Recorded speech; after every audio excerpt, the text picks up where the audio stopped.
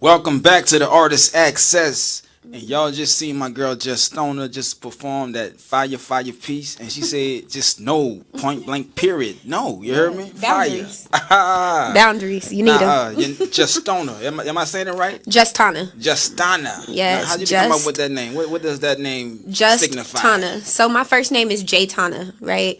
And nobody ever pronounces it correctly, right? So for a long time, like a lot of my family members will call me Tana. So my poet name just became Justtona. Justtona. Yeah, you know, Justtona. Justtona. Y'all can't get the J You can part just right, call me Tana. Yeah. Okay, I get it. Fire. Thank you. And we was talking earlier, and I was asking you, are you from here? Because I could tell you're not from here. I'm not. So I'm where are you actually from? from California. California. Yes, California in the building. Hey. I was born and raised in Pasadena. That's my city of the roses. Okay. Yeah. How long you been out this way?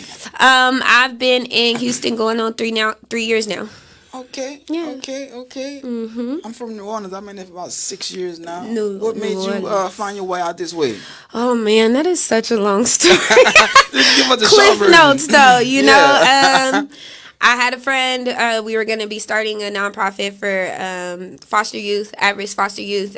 Obviously, those plans did not go through. But I'm here, you know, and yeah. I I feel like I was supposed to be here though, because my poetry actually has taken off, you know, since I got here. So, you know, it's all in God's plan. Nah, this place, I tell people, this place has to have some type of energy grid sitting on, because this place is pulling all type of dope individual with talented people are just popping up here from all over the place. You know what I'm talking about? I love it here. Yeah, okay, the talent is crazy. Man, look here. Look, what did you notice differently from California than out here once you got out here, as far as the energy wise of the people? So, first and foremost, like California, I love California. I will never, ever like, you know, that's my home. However, in Houston, the first thing that I noticed was just seeing so many people that look like me. And I loved it there for me, because it's like, you know, California, you see us, right? But you don't see us like you see us out here. And I just absolutely love it there. Yeah.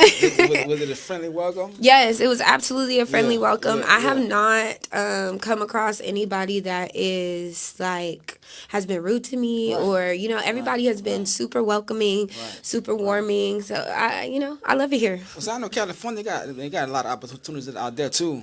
Yes, So absolutely. How could you compare that to out here, as far as opportunity wise and doors that's open out here? I think that in California, right, that's everybody's goal. Everybody go to California, to LA, to Hollywood. Everybody want to get on the big screen. So you got so many people that are trying to do exactly the same thing. It's a flood of it's a flood of people. People coming from out of state. People end up homeless trying to chase their dreams down. Yeah, facts. That's a real thing. Right.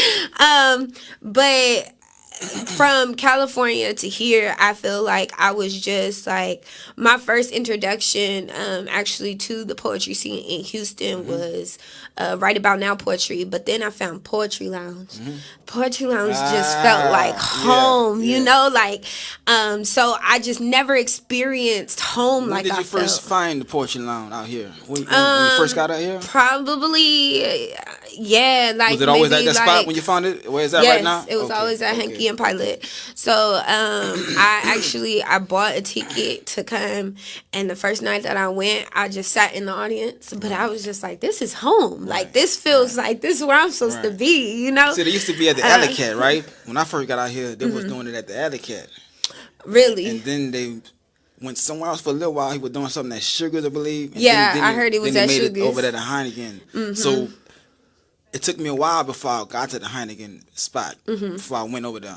And then when I did pop up, it was a whole new seeing the new poets out here. You know what I'm talking about? It was a whole new scene of poets. I was like, I gotta seen get on you, this and I stage. seen a bunch of whole new other poets I never seen in my life. You know what I'm talking about? Facts. I was like, I need to get on this stage. Like, it just felt like home. 7 was super welcoming. The crowd, like the people, like I said, it's just, the energy is just unmatched at every one of those shows. So I enjoy it. Yeah, ain't nothing like the poetry line on Sunday. Ain't nothing like it, you know what I'm saying? Nah, it's not. Yeah. Sundays is for poetry. That's Yeah, it. yeah. So I want you to take us back to the beginning of your poetic journey. Like, when did you start writing and performing? Did you perform any yet in California at all? So my journey California didn't really see a lot of my poetry, to be How was the honest poetry with you. in California? So in San Diego, it's actually really big, Okay, right? okay. But I think that in San Diego is where I kind of started, right? I went to go compete at my first slam ever, but I was so nervous and so like I didn't know what I was doing for real. I knew that I had been writing all my life, right? I've been writing all my life. I'm just an emotional person, so by default, I journaled. I did a lot of things, but I also used to watch Brave New Voices and Voices in Power on Instagram and Deaf Poetry Jam, all of that stuff on YouTube. I used to like a connoisseur of it, right? Like, and I remember myself watching these things and telling myself like I could do this, like I could do that. So I went to San Diego and I performed at what was the name of this place? It was Cats, I believe it was. And that was my first time ever getting in front of a crowd and reading something that I actually wrote. It was a little discouraging, I'm not gonna lie, because I felt like my piece just didn't compare to all of the amazing artists that were on the stage. And then I also got up there with paper, like, I just wasn't. I wasn't prepared for that scene. Level of poetry. Yeah, that level of poetry. And then I moved from San Diego to Vegas. And Vegas is where I really started to get on the stage and really started to like develop as an artist. I used to perform at this spot called Spotlight Poetry. And Spotlight Poetry, they had me as a baby poet. Like they kind of nurtured me a little bit, I like to say. And they turned me, that was my first time I got published, right? 2 of my poems got published in an anthology in Vegas. That was when I really started really getting into it. But then... Were you Justtona the poet at this point? I was not Justtona the poet. I was just Justtona. Like, I didn't even know who I was. I wasn't branding myself at all. I wasn't trying... I just didn't know.